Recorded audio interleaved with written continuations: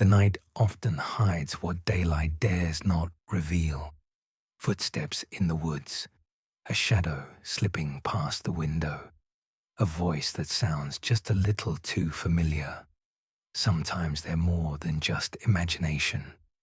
The stories you're about to hear were told by those who lived through them. Some call them legends, others call them lies, but every legend begins with a trace of truth. So now, if you're ready, let's step into the darkest corners of human memory. Story 1. The whistling at the farm. I don't really have an explanation for what happened. I have some ideas, but here's the story.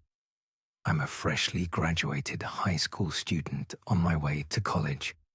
During my senior year, I had a job working for my grandfather, whom I'll call Mr. Harlan, as a farmhand and more or less a farm manager.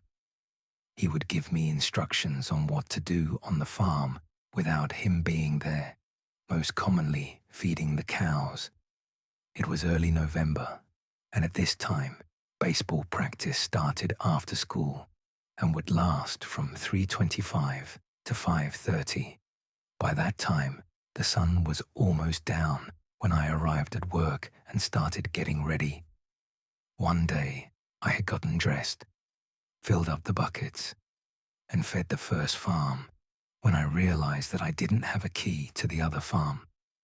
Frustrated, I was forced to pick up 2 buckets at a time and walk them from the fence to the feed trough, a good 40-yard walk.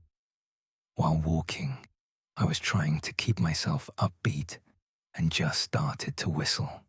No real pattern or tune, just something that I came up with. When I came back and put the last buckets in the bed of the truck, I heard something from the neighboring property. It was whistling. Strange, I thought, as no one lives anywhere near that property, and it sounded very close. I rationalized it was a mockingbird or something and just kind of went on with my life. The next couple of days, I didn't whistle, but the whistling continued. Slowly, over those few days, it got clearer and clearer until it sounded like regular whistling. Eventually, it got louder. When I first heard it, it was very faint. I almost missed it over the crunching of me walking to my truck. In the last few days, I kind of became accustomed to the whistling and kind of expected it. When one day it didn't come, I was a little disappointed. This time, I had brought the key and walked up to the gate and started fiddling with my keys when I dropped them into the grass. I said, "Damn it." When I dropped them, I squatted down and started to search for them when I heard a very faint sound coming from the other property, a low groan or gurgle, and it was getting louder. At this point, I wasn't scared, but more curious as to what was going on over there. I left my truck parked across from the property and walked a few feet down the road and hopped the fence of the property where I heard the sounds. The land in there goes straight uphill and is heavily wooded all throughout. And the further you go up, the more dense it gets. Looking back now, I made a few big mistakes that could have gotten me hurt. As I walked up the hill, I would occasionally hear the gurgle. It was far up the hill, so still as faint as it was before. As I walked, a bad smell started to hit my nose, a weird mixture of garbage and wet dog or something.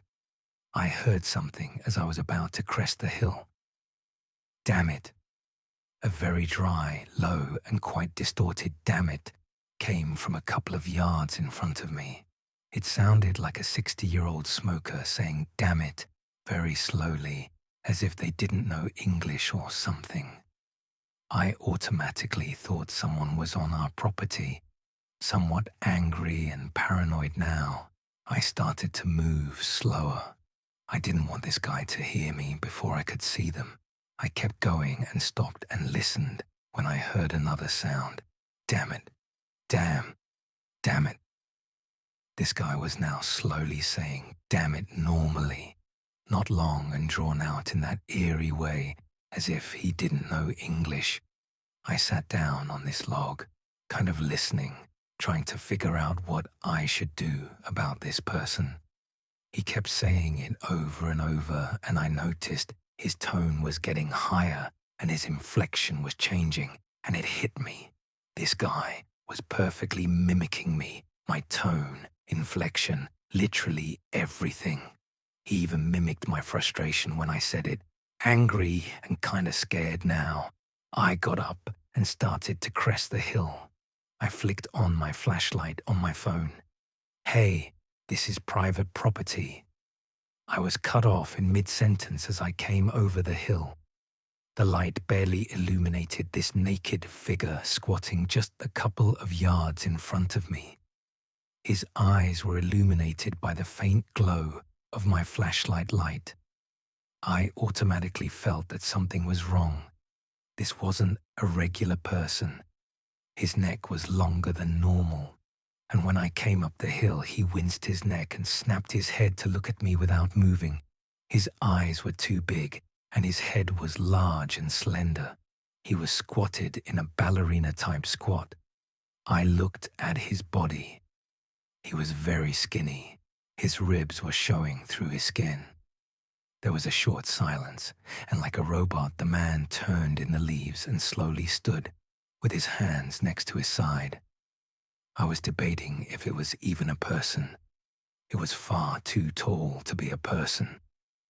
"Damn it," it said in my voice. I turned and sprinted down the hill. It didn't feel like I was running, but more that my legs were just going through the motions. I didn't look back before I got to the fence, and when I hopped it, I got in my truck and sped away. Sadly, I still work at that farm, but I've never told anyone the story, not even Mr. Harlan. I've only heard the whistling a few more times since then. I'm not really a believer in the paranormal, and I really tried to find an explanation for weird stuff and believe that this may have just been some weird squatter. But I really don't know.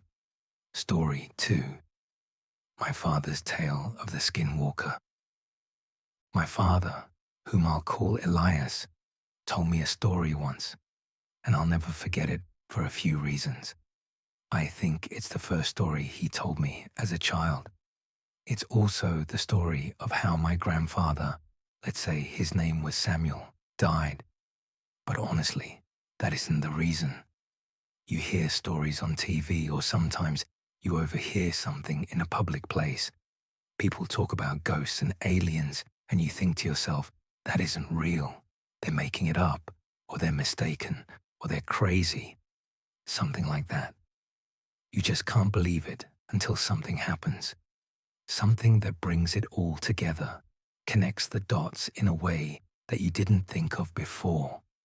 Maybe it happens to you, or maybe you hear the same story again and again, happening to different people. It doesn't take long for the world to become a bit bigger than you thought. As I said, this is a story Elias told me, but I never believed it, even though he swore up and down that it was true. It wasn't until I started clicking around the internet that I started to believe. I started to hear other stories just like the one Elias told me. It didn't take me long to believe in the rake. That's not what Elias called it, of course. He's never used the internet in his life. He wouldn't know what the consensus has taken to naming it, when he chose to call it something other than it or that thing. He called it Skinwalker, after an old Navajo tale his grandfather told him. But I'll tell you the story the way he told it to me. We were out hunting one night, killing coyotes for $50 a skin. We lived on a dairy farm in Ohio, and sometimes we'd kill a calf. We'd do it every night because we needed the money. Sometimes while we were out, we'd come upon a deer and kill it. Our landlord didn't mind, and it could feed our family for a few nights and save us some money. Anyway, We were done making our rounds and heading home, walking because we didn't have a car or a four-wheeler back then, and we'd cut through the woods. And that's when we came upon it. Blood everywhere, splattered on the trees, in the grass, in the creek, everywhere. And at first, we figured it was a pack of coyotes. We'd seen it sometimes. They scavenge and then start hunting deer or cattle. The worst was when they bred with feral dogs, but this wasn't like that. When a pack of dogs, or wolves, or coyotes attack something, they do it right. They'll pick off one that's weak, sick, old, or just small.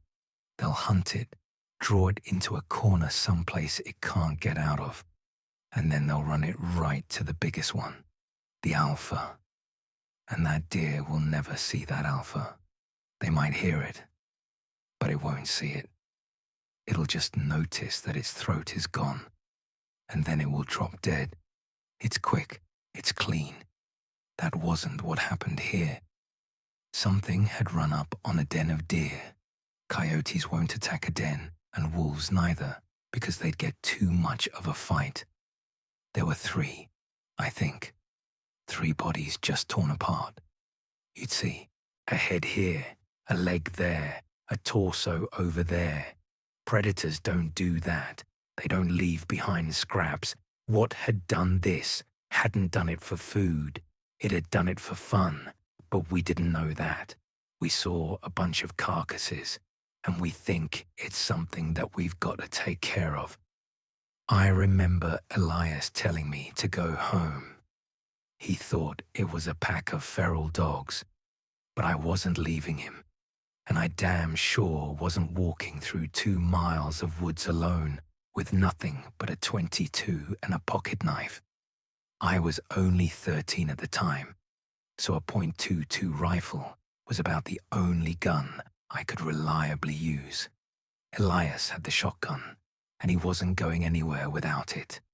It took me a while to convince him, but finally we began tracking whatever did that. It wasn't hard either. We just followed the blood. Either that thing bled a deer before it got away, or it dragged one for a mile. I don't know. I know that I'd never seen Elias scared before that night. We started hearing noises. I've been in a lot of woods in my life. I've been all over the world, and I ain't never heard noises like I heard that night. I heard things screaming, deer and fox and rabbits and raccoons and birds, just scared. Now keep in mind, this is maybe 12 or 1 a.m., except for the fox and some birds. Nothing was supposed to be awake, but they weren't just awake, they were moving.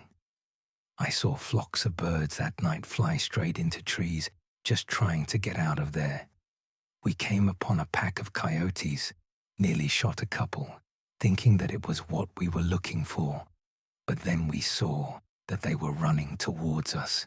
They ran right past us, didn't even notice, and then some deer did the same, and then some rabbits, squirrels, foxes, even a couple of wild hogs. These things were supposed to be eating each other, and the only thing they cared about was getting out of there. We should have put it together that maybe whatever we were tracking, it wasn't something we were supposed to see, and it wasn't something we could kill. I don't know why we didn't just go home. I guess we were curious. I think that was Elias's nature, to go toward trouble, to fight. And knowing what I knew about what Elias did during the war, my nature was to stay close to him. We finally get into an open valley. It was normally a soy field, but it wasn't in season, so it was just flat dirt. We saw the tracks then. A lot of the animals fleeing the forest had paved over the land, but where the deer blood was, nothing had taken a single step, like they were leaving it for us to find. The tracks were shallow, whatever it was, couldn't have weighed more than 100 pounds, but that didn't mean much. A bobcat weighing around 40 pounds nearly tore my damn throat out once. And all that means is that it's quick and it's hard to hit. So we follow the tracks, and it doesn't take long for us to find where it is. There's this old schoolhouse that sits on the top of the hill. Half of it had been ripped out by a tornado, and nobody lived there. Not for a long time. We caught homeless people in there sometimes, or druggies looking for a safe place to shoot up. We figured maybe that was it. Maybe it was just some sick kid riding a high. But we didn't think that for long. We get within 50 yards, and we hear this noise, a screeching kind of sound. It was sort of made up of two different sounds. One a high-pitched screech, another was a low-pitched growl. It was making both at the same time. We get within 20 yards, and we hear the sound. I can remember thinking that it sounded like paper being torn apart while someone was swinging water in a bucket back and forth. Elias looks at me, kneels down, and whispers that I got to stay behind him because we're about to corner him. Any animal will fight when it's cornered, especially when it's a predator. But we can tell by the tracks that it's just one. He tells me it's probably a single feral dog, probably rabid. The plan is to sneak up on it while it's eating, shoot it, and then keep shooting until it doesn't move anymore, and then slit its throat. If it gets to Elias, it's my job to shoot it or stab it to get it off of him. So he walks up, and I'm right behind him, just a tad to his side so I can see what it is. I wish to this day that I hadn't. It was leaning over a carcass, tearing off its flesh and throwing what it doesn't nibble at to its side. There's blood all over the brick, glistening in the moonlight. It's pale white, human-looking, but not quite human. It had arms and legs like a human, but it sat like a monkey hunched over. Its hands weren't normal. It had long fingers with claws at the end, so we see that, and Elias hesitates. He wasn't about to fire on a person, so he clears his throat to try to get it to turn around. I swear to God, all the noise just ceased. I ain't never heard true silence before that, and not after it. But for 2 seconds, nothing. Nothing made any noise, which made it all the louder when it turned around, made this shrill cry, and jumped on Elias. He got a shot off. I think he missed it. If he hit the thing, it didn't mind, but it was on him, tearing parts of him off. I started shooting it with the .22, point blank, but it barely bled, the thing. I got off 5 rounds, and then I started hitting it with the gun butt. It wasn't budging. It didn't even register that I was there. It clawed at Elias, taking off bits of his flesh. It started on his torso, ripping off the skin, and then it moved up. It tore off his throat, his nose, his eyes. It scalped him. Then it started digging in and ripping off the bottom half of his jaw, the little bones in that tube in your neck, and then his ribs. I don't exactly remember what happened, but somehow Elias's knife ends up in the thing's shoulder, and Elias ends up on my back.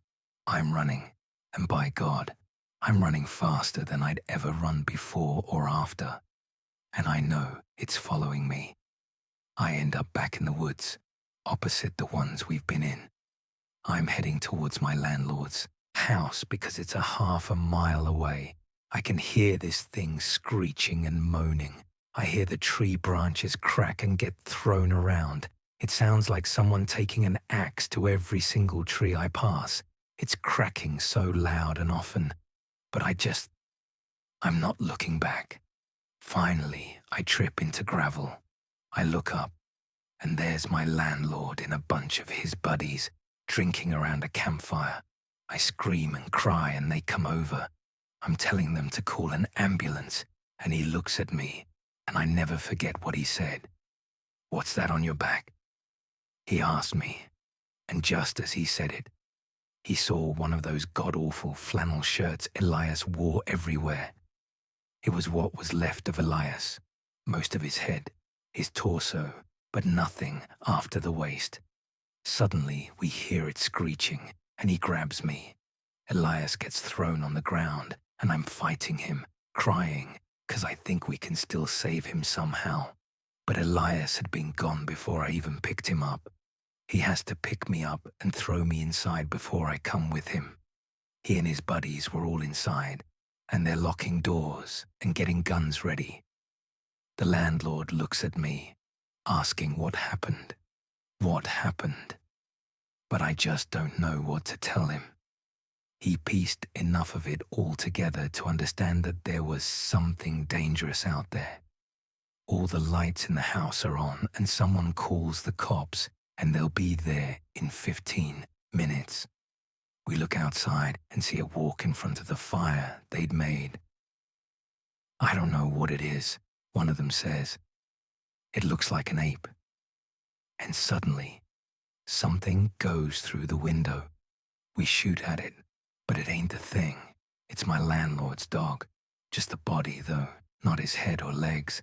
And we start pushing things in front of the door and windows when we hear something in the garage. I remember one of his friends saying that the doors were open, and we hear metal and glass just getting ripped apart. We put a couch and a TV in front of the door to the garage. It banged around some more, but then it got quiet, not silent like it was before. We could hear it move around some, and the guys were talking, making sure the guns were ready. Someone hands me a pistol, and no sooner did I cock the hammer back did we hear something shatter upstairs. Then we heard it screech again, except now it was louder, and it didn't echo and fade out because it was inside with us. We all rushed to the one door leading upstairs, and we got to it just as that thing did. It opened it just a bit, and 4 or 5 men just slammed into it. It got its hands through. Someone with a shotgun took care of that, put the barrel right up to its wrist and pulled the trigger, cut its hand clean off. That only made it angry, though. It started pushing on the door, clawing. We were on one side pushing as best as we could, and it was on the other doing the same. That wood just wasn't going to hold, so someone tells us to keep our heads down. Suddenly, the top half of the door is just gone. Marseille ears are ringing, and there are splinters everywhere. 2 or 3 of them just unloaded on the top of that door. I don't really know where it went after that. The police showed up. I was still glued to that door, what was left of it, and the sun was up before they got me off it. They put me in a hospital for a while, and a lot of people talked to me, but I didn't talk back, not for a long, long time. When we got back home, I got a job from the landlord working on the farm. We didn't talk much, not about that thing. But I signed up for the army when I was 19, and he sat me down to drink some scotch as a send-off. I asked him right away what the police told him. The story they went with was a wild animal, probably a wolf or maybe a bear that had migrated north or something. I asked him about how they could say that when they had the hand. He looks at me, stunned. He tells me that hand never made it back to the station. The cop who had it in his car wrecked and drove into a tree, died on impact. The hand was never found, probably taken away by an animal. And the cops, when they would acknowledge the hand even existed at all, said that it simply was the paw of a bear that looked like a human hand. I never ended up talking to that landlord again. I guess he went missing when I was in basic, and the cops never found him. They said he owed some people some money and just ran away. But I don't think it's that simple. I never went back to those woods. I wouldn't even if I had the whole goddamn US Army at my back. And that was Elias's story of the rake or skinwalker. I'm still not sure what to think. But as I grew older, and when my mother died, I don't think Elias felt that he had anything left, and he might as well settle old scores. He went back into those woods, I guess, and he never came back. The FBI was called, and they did a show and dance for everyone involved, but I knew that they weren't really looking, and they never did find him. Story 3. The Coyote Hunt in 2013. In the summer of 2013, I decided it was time to kill coyotes for that sweet, sweet fur. I grabbed my bare bones basic AR-15 that I got for cheap. I like the way an AK slings a fix, so I got out a sling point to put on the barrel. I slung it on my right side around my neck, messenger bag style, and took my ATV up to a cabin on the mountain. Upon arriving, I took the key to my ATV and started looking around. I've been throwing squirrel and rabbit guts into the woods to attract predators. Checking my bait, I found it all gone, and a strange feeling persisted. The guy who lives on the mountain just down the road, let's call him Marcus, left in his car just as I decided that I should look around in the woods. Every time I stepped, I kept thinking that I heard another footstep shuffling through the grass and brush. I saw a stick figure-shaped thing at a distance, a little bit down the hill from me, and I sort of waved at it, and it slipped behind a tree. I thought, okay, goodbye, and walked back to the cabin, deciding to sit around and just drink for a while. I started hearing coyote yelps and stuff in the distance, so I got my gat ready to blast a couple of fools. I sat with the lights off on the porch, but nothing came by. Then the yelping turned into a distant "help me." I looked over to Marcus's house, and the lights were off. It didn't click that he left, and I got up and listened. "Help me, help me," I thought. Oh God, he broke his leg and is stuck in the woods with coyotes or something. I got close enough into the woods to tell that it was on an ATV trail, and I decided to take my ATV and AR, driving towards the person saying, "Help me." When I came to a U-shaped dip in the path, without hitting my brakes, I just coasted down it. I heard something right in front of me on the trail scream, "Help me!" And I freaked out, trying to turn. I ended up flipping my ATV, and I can't really remember, but I blacked out for a minute and woke up under the ATV with it pinned on top of me. I sat still and waited for my eyes to adjust before feeling around. My left leg was pinned under the ATV, and I tried pushing it, but I couldn't get it off. It's like I got 100 pounds heavier in a couple of seconds.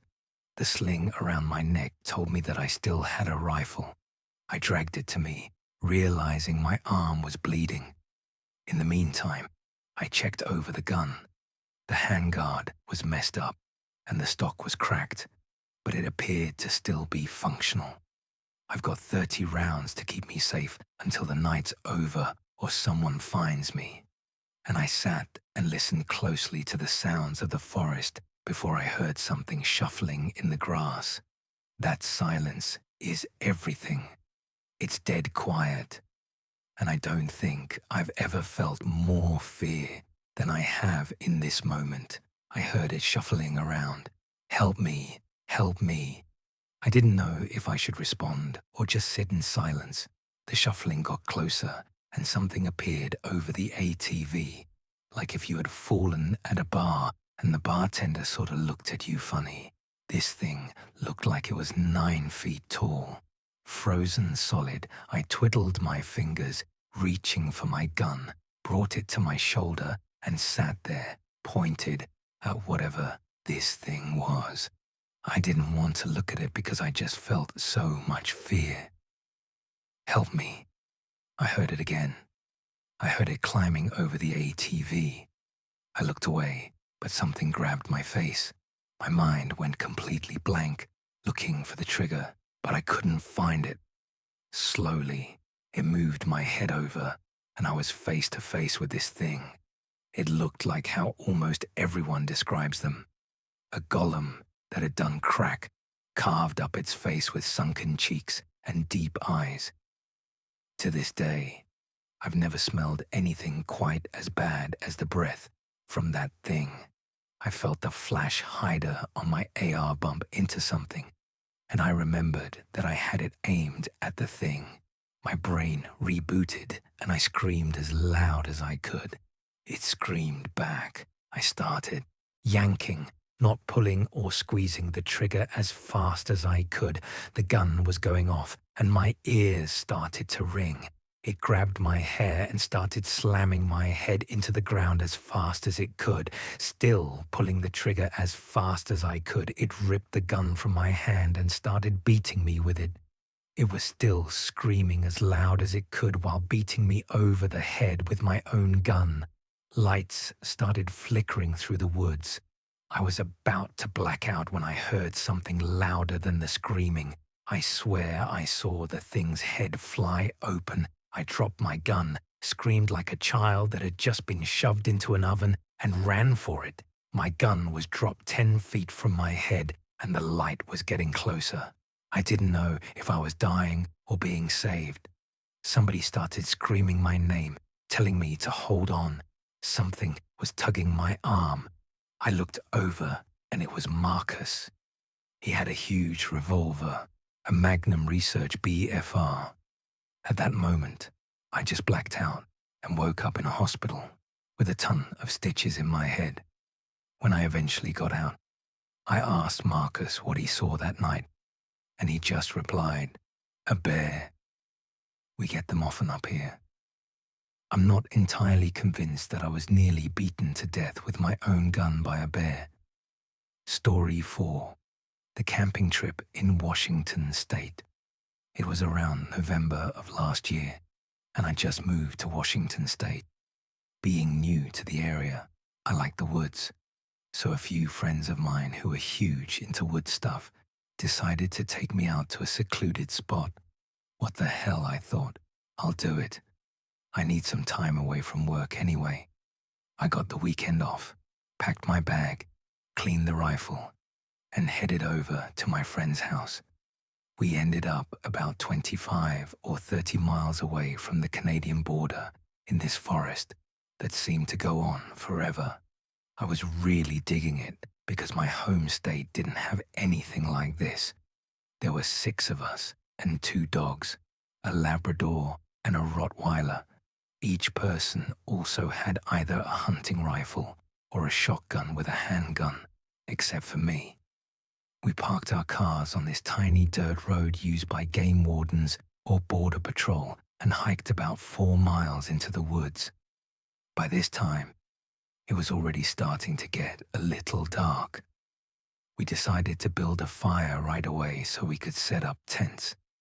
2 of the group, let's call them Alex and Jordan, and one of the dogs went out to gather wood while the rest of us started setting up the tent. It was one of those huge 6 to 8 person ones. November gets cold up there, but the tent was set up in about 15 minutes, and the trio still weren't back. We said screw it and started a fire with some branches from around the site.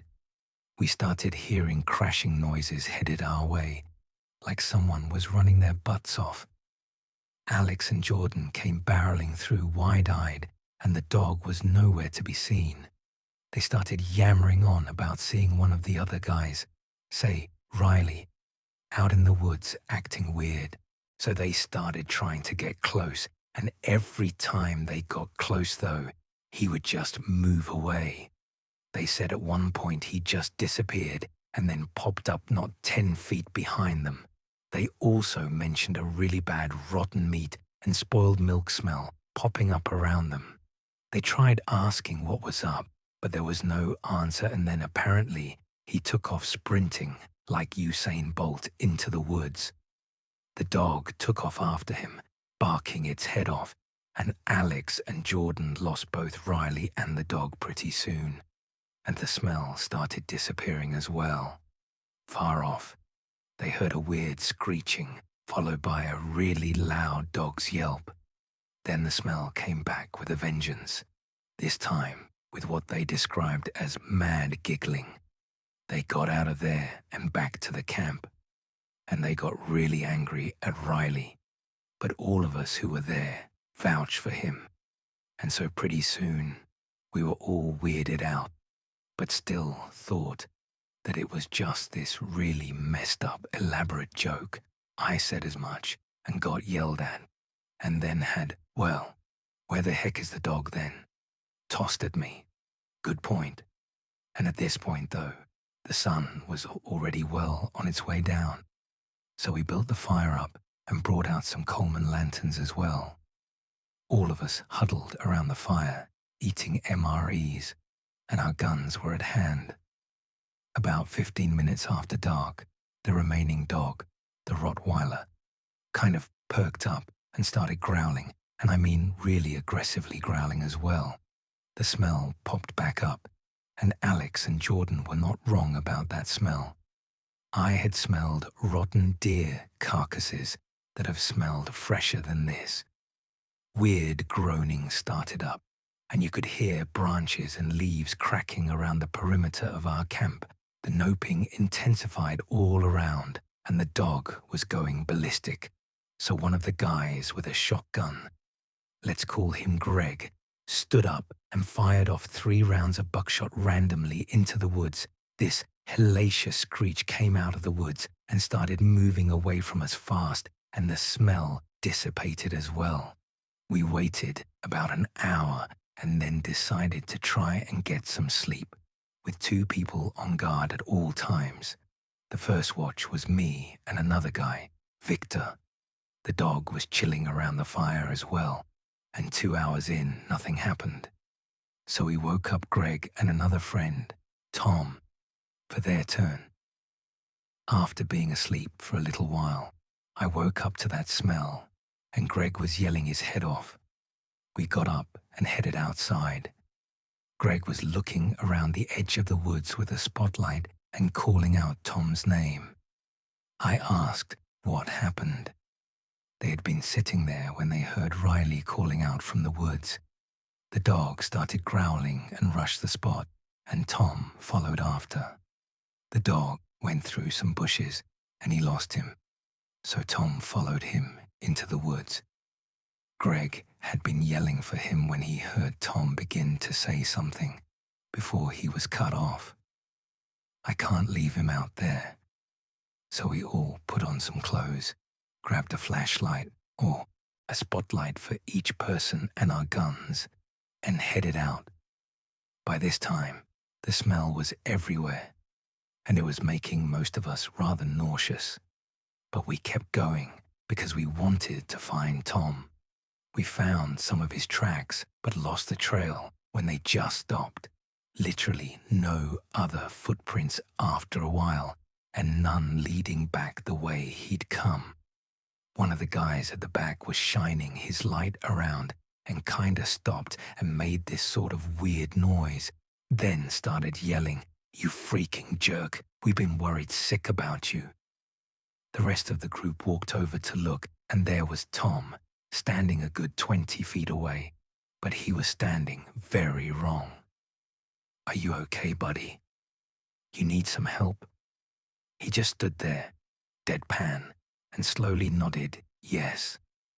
A few of us walked over and put an arm around his shoulders to kind of support him.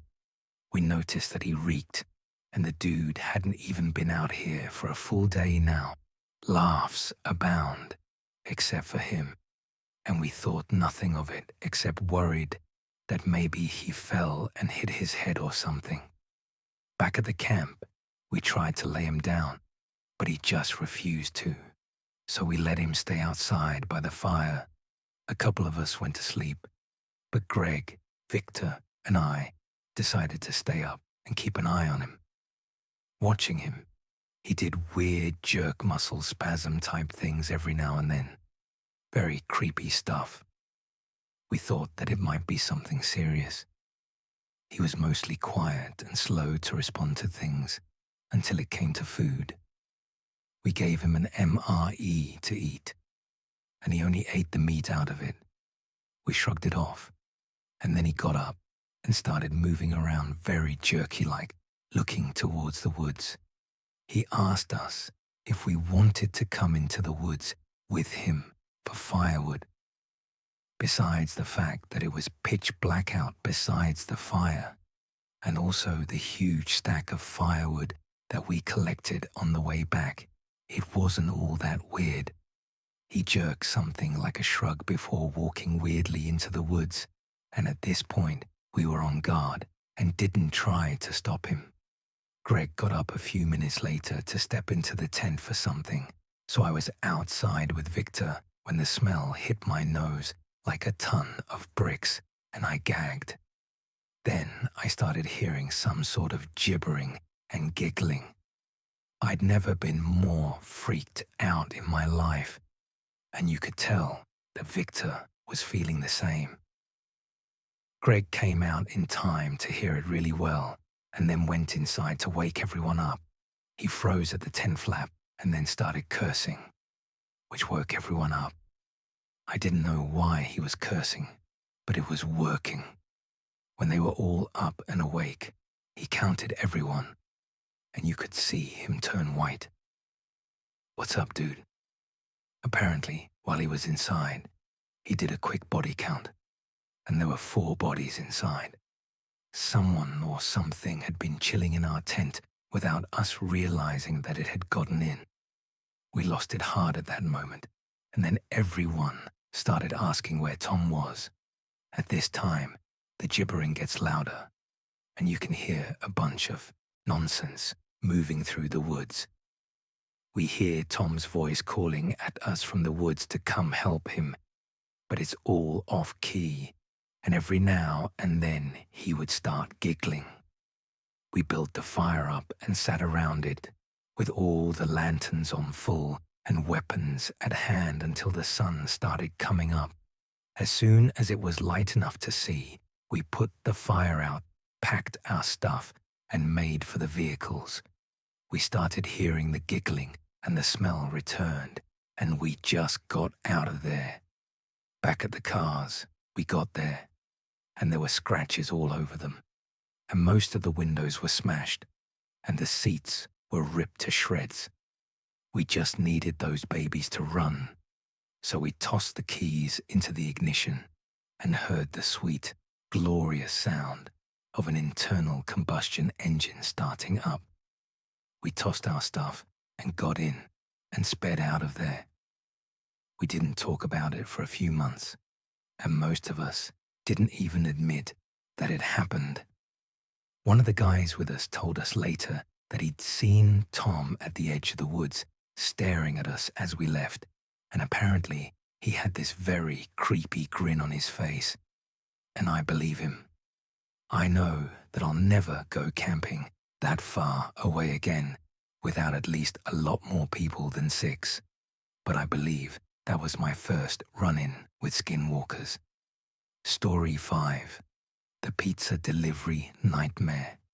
I'm 21 and a college senior from Connecticut. I live in a semi-rural area about 20 minutes from the closest supermarket and fast food. I go to school in Washington, D.C. Not the nice part either, but the part where substance users are a problem and cops are reassuring rather than troublesome. I've definitely seen some things in my day. It would be good to mention here that I'm not some glandular freak. I'm 6 feet 1 inch and 240 pounds, most of it muscle. And Lord knows that I could drop 15 pounds or so. I love to smoke, drink, and eat. Sue me. And being the good student that I am, I picked a real major, accounting. I interned for a mid-sized PR firm doing accounting work and getting paid $20 an hour. College is expensive, so I deliver pizzas at night after the office closes. It's a cheap sort of pizza place, with an absurdly large delivery radius, around 20 minutes from my house and 5 minutes from the beach. My place is north of there, and we deliver probably another 50 minutes past my house. I'm actually typing this at work, in between examining the fine print on our client contracts to ensure that we are charging them every penny. Believe me, they do everything they can to short us. But anyway, basically the further north you go from the pizza place, the more countryside it gets. I work until close, and this happens at around 9:45 p.m. I'm in the back folding pizza boxes like a good little boy, and the counter girl, let's call her Sarah, comes back with a delivery slip. She tells me that this customer sounded weird on the phone, kind of like he was talking through a fan or through his hands, and that he was kind of gurgling. My Washington, D.C. experience instantly makes me think of some user, if you catch my drift. Although around here it's way more likely to be some benzo freak. Automatically assuming some weird interaction will occur, I look at the address. It's basically in the middle of nowhere. I'm a little mad because I don't want to drive that far, but screw it. Not to mention, it's the weirdest ticket I've ever seen. The guy ordered a large pizza with anchovies, ground beef, ham, sausage, pepperoni, etc. Literally $15 worth of extras on top of his pizza. I go to ask Sarah if this is right, and she says she thinks so. She couldn't really make it out though, so she said she did her best. She's about 16 years old, so I cut her some slack. Maybe she was daydreaming while she took the call, so I'll just give them a call back to be sure. I dial the phone, and it rings 5, 10, 20, 30 times, but no one answers. I hang up and call again. This time, the phone goes right to the number you've dialed does not have a voicemail box that has been set up yet. Goodbye. Okay then. My manager decides to just make the pizza as ordered, and we would proceed from there. I go out to deliver a separate pizza to a hilariously big guy and a couple who invited me in for drinks, but I don't drink or smoke when I'm working. I was hoping by the time I got back that someone else delivered that pizza order, and surprise, no one did. And it was my turn again to pick up an order, and begrudgingly, I take the pizza and get in my car. I enter the address in my phone. It's on a side street adjacent to a park locals call Open Space, which, despite the name, is actually about 500 acres of straight woods. It's about 25 minutes away, basically the edge of our range. I put on some dubstep and crank my turbo Subi while taking off towards this road. Now, if you're not from a rural area, this can be hard to explain. Winter in the woods is scary. There's never a single sound ever unless there's something larger than a cat walking around. It's just you and complete silence. Finally, I make it to the address. There are a few houses on the street, but they sit on probably 5 acres, so they're spaced out a fair amount. I'm looking for number 1134. I pass 1130, then a long stretch of road of nothing, and then it picks up again at 1144. What the heck? I just want to get this over with and get the next delivery without getting attacked by some pillhead over something as small as a pizza. I try calling their number again, and it rings and then stops ringing. Wait a minute. Someone picked up, but there's no voice. Instead, I hear a buzzing or a humming sound. They're hooked up to my car stereo, and it's getting louder and louder until I just hang up because I don't want to ruin my speakers. The windows are fogging up at this point. I'm pulled over between 2 of these houses right when I roll the windows down, and I'm overcome by this odor of decaying trash Like driving through Newark, New Jersey. It's so gross. I put the car in first and start pulling towards the next house, trying to escape it. At the end of the driveway, there's a stanchion with a light on top. The plan was to pull into this house and knock and ask if maybe they gave me the wrong number over the phone. That would make sense for these kinds of people. I'm probably 100 feet away when I see someone step out of the darkness and into the light at the bottom of the driveway. I sigh. Thank goodness. It's the guy that ordered. I'm expecting the guy to be all over the place, leaning over, acting completely out of his mind, but he's actually pretty calm. I stop the car about 10 feet away from him. He's wearing a big black coat that looks 3 times too big for him, even though he's probably got 5 inches on me. I don't look right at him at first. I grab the pizza and step out of the car. Then I grab the ticket and prepare a change if he gives cash. I say to him, "Hey sir, sorry about the wait. For all the calls I made, the delivery's pretty far." There's no response from him. I realize that I should be watching him, considering the red flags, and the smell is extremely pungent. But I know it's not trash day. I get the pizza on the roof of my car, and he's standing there under the light on the opposite side. I finally pay enough attention to get a good look at him. The guy is basically a giant. He's wearing no shoes, and he has ripped up jeans, and there are stains everywhere. I try to get a look at his face, and his eyes seem to be sunken in. I can't even see the actual pupils with the light from here. It's like they're just black craters. I'm getting really sketched out at this point because the guy still hasn't moved or said a word. I stop the process and stare at him. He's staring right back at me with those freaky eyes. His head is sort of bobbing side to side, but not in any sort of fluid sense at all. Kind of like a car door. Like how it stops halfway open and then you give it another shove and it stops at the all the way point. I watch his head do this with no real pattern for about 10 seconds. I'm starting to get more uneasy between the stench, his head movement, and the eyes, and him still completely ignoring me. I stand frozen, and so does he. Without breaking eye contact, I take my phone out of my pocket and hold it level with the roof so I can look at the guy and my phone at the same time. Curiosity overflowing, I decide to go to the recent calls in my phone, and I redial his number. The phone starts ringing, but I don't hear it anywhere. Wait a second. I do hear it. It's coming out of the quiet of the woods. I can hear a faint, distant cell phone ringing about 50 yards away in the woods, and I'm kicking myself at this point, almost soiling myself. The guy's just standing there, still doing the head thing, but I swear to God I see him smiling. Finally, I get the courage to speak.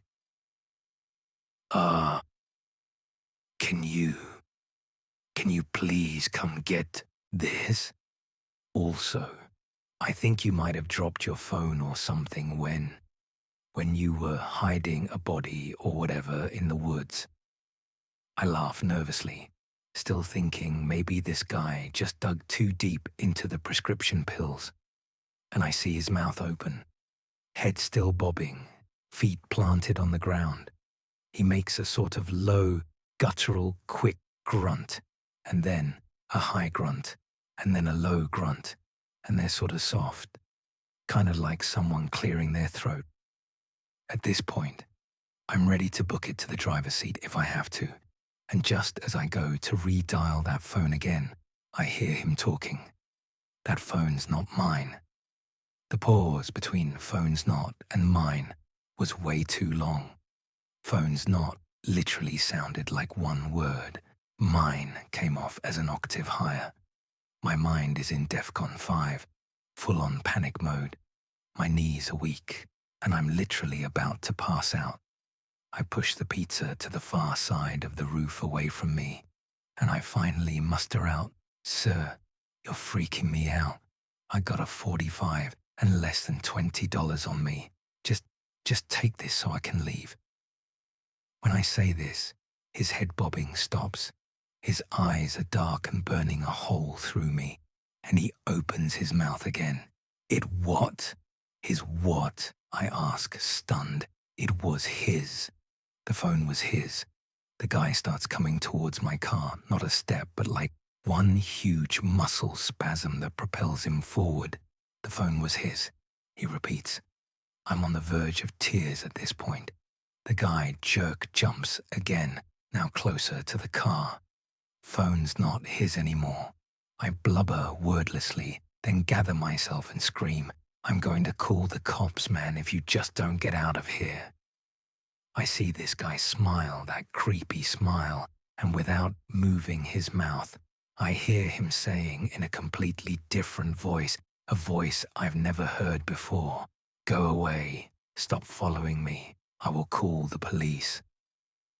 In another big jerky motion, the thing reaches forward, takes the pizza off the roof, and places a couple of round things that I later identify as quarters on the roof.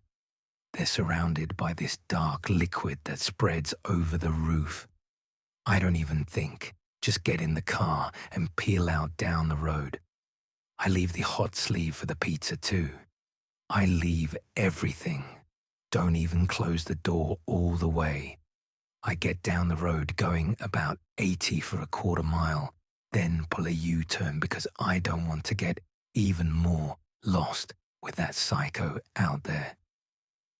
I whip down the road past the place where I had just been, and he's gone. I finally get to the end of the road, and there's a stop sign to merge with the main road. I look right to make sure it's clear. Then I look left. That thing's face is 12 inches from my own when I turn. I tactically have a heart attack and peel off down the road. I finally make it back to the pizza place, shaking like crazy. I smoke just to calm down, which I never do when I'm working. I walk in the front door of the pizza place. "Hey, that guy at the open space house just called back. He said you forgot some food, but he only ordered the pizza, right? He wants you to come back." And I start crying. I look at my phone, which had been thrown through the car when I was driving. There are 14 missed calls from his number. All the voicemails are empty, except the last one. All I can hear is ragged breathing and those low grunting sounds. I'm bawling my eyes out in front of this hot counter girl, but I don't even care. I sit for 10 minutes trying to calm down, and then I remember the change that he had left on the roof. I steadily go out to the car and turn on a flashlight. The roof of the car was covered in the most viscous, weird fluid, but it smells like copper. I throw up, and in the panel gap between the trunk and the end of the rear window, I find the quarters. They're covered in that same gross maple syrup goop, and they're stuck to it, along with the fluid. I can now see what appears to be a soft, little chunk of tissue. I go to open my car, and my veins turn to ice. There was a single line of this fluid going from the front quarter panel to the driver's side door. That freaking thing tried to open my door when it was next to me at the stop sign. I go back in, crying harder now. I tell Sarah to try and call the number again for me. She tries over and over, but the phone goes right to voicemail. The next morning, I give the number to my uncle, who is a police captain a few towns over. He says the number is a burner phone, paid in cash, basically untraceable, and it appears to be turned off now. I sleep with the lights on these days. Story 6. The encounter in the Ozarks. I was 23, stalking in the woods in the Ozarks of Arkansas, to be exact. With some new gear that I've been saving for months, boots, a tack vest, even a mil-spec gas mask, It was like Christmas, being where I was and wanting to field, test some personal prototypes. I had my nugget on hand. It wouldn't do much against the big bears, but it would ruin any snake, stray dog, or cougar's day right to hell. I had a bunch of strippers and 2 clipazines I built, and I wanted to field test them in my pouches. I got some rolled up targets stuck in my loops and a light complement of survival gear: compass, topographical map, thermal blanket, extra undies, MREs, canteen, and camelback. The works, basically prepared for the inevitable invasion of any type. I was having a great time romping around the woods, playing with my field of view in the mask, testing the reliability of the clipazines, and generally having fun. I wandered next to a creek bed and decided it was time to practice my guerrilla tactics. It was late summer, early fall, so no danger of getting my gear wet in the non-existent stream. My stuff was in more danger of water damage from my own sweat. After triple-checking my safety, I proceeded to do a series of screen slides and uphill hustles in full survivalist gear. Needless to say, I got winded really quick. I stood panting in that dry stream bed and decided to check my position with my topographical map and compass so I could set a course for home. In the middle of reorienting myself, I caught wind of a smell. At first, I thought it was my sweat, but the funk quickly evolved into something worse: a dark undercurrent of rot, deep notes of animal musk, a bassy score of raw garbage punctuated by garlicky tempeh, and a thick black score of something between skunk and onion sludge. I went into straight operating mode, popped an addy from my pouch for extra focus, pulled the clipazine from my nugget. It seemed to be working fine, but if I was going to have to shoot something, I prefer not to have any risk of jamming. The smell made me gag, and I nearly puked up that addy tablet. The smell was that strong. At this point, whatever the source was, it was definitely immobile and getting closer to me. Screw it. I pulled up my mask from around my neck and over my face. It helped a bit, but the mask wasn't 100% airtight around the joints, so some of the smell got in. I walked cautiously and slowly along the creek bed toward where the slope was shallowest, listening for twig snapping or animal sounds from above me. I definitely heard something shuffling around up there, and it sounded bigger than what my nugget was up for. It was a near constant snuffle, grunt, and sloppy, uncoordinated crunching around bark and leaves, all mixed with a smell. My mind immediately jumped to Big Bear, and I mean big, possibly even rabid if it smelled like that. And let me tell you something about Ozark big bears straight from my dad's mouth. My dad, let's call him Harlan, has lived in the Ozarks for 58 years, and in that time, only 2 things have managed to shake him: the challenge of fatherhood and the big bears. According to him, the native black bears were hunted to near extinction between the 40s and 50s, and to correct this, the NRCS, an Arkansas Fish and Game Commission, released 250 bears into the Ozark and Ouachita Mountains. Their website insists that they were all black bears. Harlan insists that that is bullcrap. According to him, more than a few of the bears released there were brown bears. They inbred with the few remaining local bears and the reintroduced blacks, thanks to a little phenomenon known as hybrid vigor. The resulting offspring were bigger and meaner than their parents. And screw me, were they fertile. When I asked him to prove it, he simply left the summer porch, went upstairs, and came back with a manila folder labeled BB. He pulled out a couple of Polaroids and asked me to take a look. I saw a big black and brown something rooting around a clothesline. Harlan directed my attention to the clothesline about 50 feet away from us between the two poles, about 5 to 6 feet above the ground. It was the same clothesline in the picture. The something's shoulder was about a fart's length under the line, despite being further in the background. I looked through the other pictures. One was rooting through the trash. Another was barely concealed by trees. All of them slightly shaky. Detail was hard to come by, but I was convinced. Harlan told me two things about how to avoid getting attacked by the big bears. Big bears are dumb as crap. Something to do with them being hybrids. This makes them more dangerous than other bears because they're not afraid of you. This also makes them smell like crap, and you'll smell them coming a mile off.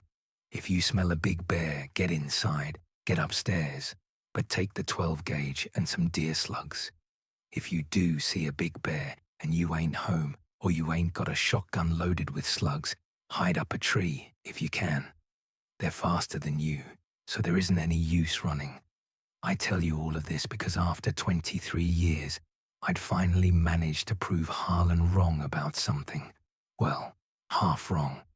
There's something in the Ozarks that matches Harlan's pictures of big bears, but whatever they are, they sure as heck aren't bears. So back to my story. I would have stayed in that creek bed and waited for that something to screw off on its own business. But the light was already slanting through the trees. As bad as Harlan made big bears sound, I was sure as heck not wanting to be stuck with a goddamn rabid one after dark. And instead, I opted to climb up the opposite edge of the creek bed. I had to scramble over some big rock outcroppings and half stand, half lean against the slope of the hill. But I figured that if anything, that would just be an extra layer of protection against that something out there. I'd gotten a few glimpses of it over my shoulder as I climbed, but this was my first good look at it. I just couldn't stop staring. Like I said in my previous post, this was not a bear. It was bear-like, but not a bear. I've been into sci-fi my entire life, and even got Barlow's Guide to Extraterrestrials from my awesome late stepmom. So when I saw this thing for the first time, my freaking nerd brain immediately went, oh, a slothar. Except it wasn't. It looked like a slothar, a grizzly bear, and a sloth had a three-way on top of a garbage heap to make it. It had a long, prognathous snout like a stubby trunk, with big, angular shoulders, feet that looked like manhole covers covered in dirty, matted fur, and a body like a furry blimp. Its fur was the same charcoal black and dark glow brown that I saw in the pictures, and full of mats and clumps of dirt. I mean, I stared at it for so long, drinking in those details, trying to make sense of it for 2.5 minutes, and it somehow didn't notice me. Jesus, these things were dumb. I remember feeling a twinge of relief. If it hadn't noticed me yet trying to scramble out of a rocky gully, it probably won't notice me sneaking away from it. It's going to sound ridiculous, but I farted then. The something stopped. My breath stopped, and my heart stopped. The only sound in those woods at that moment was my freaking fart echoing, and the sound of my nose blistering under the something's odoriferous assault. It was like slow motion when the thing turned its head, looked back at me, sniffed the air, and stood up. It had been shuffling around, crouched low to the ground the entire time. What I thought were shoulder blades were its freaking elbows. It could tie its shoes without bending, but its paws probably would have crushed its Air Jordans to bits. They were like trash can lids. It sniffed the air again and coughed or barked like it was asking me a question. It sounded like gawp. I swear on my mum, that's what it sounded like. Gorp. So there I was, the idiot who didn't listen to his dad, the awkward cringe lord who freaking farts when he's trying to sneak away from a freaking gorp. I aimed at it, center mass, and I fired. It didn't thock into the gorp because, hey, if you're going to die, might as well give your killer a stupid name in your head, right? Instead, the shot thudded. There was a puff of dirt and hair when it swamped, and bless my luck, the gorp actually flinched from the impact. I waited to see blood. I guess the gorps are so covered in nasty, flea-ridden hair mats that over time their poor hygiene gave them natural body armor because I didn't see any red at all. What it did do was rear up and gorp at me, a low growl that had my colon deciding that it was a warning because it was producing bricks enough to construct a barricade. I worked the bolt and fired another shot, this time at its ugly sloth bear elephant-looking face, and this time it did thock, and so did the dirt a few feet to the thing's left because it ricocheted off its skull. The thing stood there staring at me like it was too dumb to realize that it could have just stood in the stream bed and grabbed me by my face while I pelted it with useless bullet after bullet. I yelled at it and fired a third shot in any direction at all, trying to scare it off. The gorp, or gorth, or big bear, whatever it was, dropped to all fours, lurching forwards towards me. Then I did a 180 and shuffled away. It worked. I stood there until the sky turned blue to orange before I snapped out of it and tactically retreated back home. When I got back, I told Harlan the story. I probably should have mentioned that I was visiting him for a few days. He could probably smell Big Bear on me, so it was no use lying to him.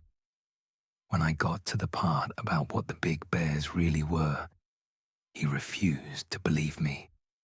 Then he got pissed at me, locked the doors, and camped out upstairs for the rest of our visit. I had to freaking bring him beer from downstairs. When he started to talk, the weird thing is, as scared as he was, and as weirded out as I was seeing him that scared, I wasn't scared myself. I remember that very clearly, not being scared at all. I guess you could say I was just too interested or curious to be scared. Because if I was scared, I would have just bolted away, and I'd probably be typing this from inside of a year-old gorp turd. If I had to guess, that Adderall I popped probably kept me from switching into run home scared to mama mode. Well, that's how I met a gorp and lived. These stories may be over, but the night is far from silent. Somewhere out there, more voices are waiting to be heard, more shadows waiting to be seen. If you want to hear the next tale, and if you dare, subscribe, follow, and stay with us in the dark, because the next story might be closer than you think.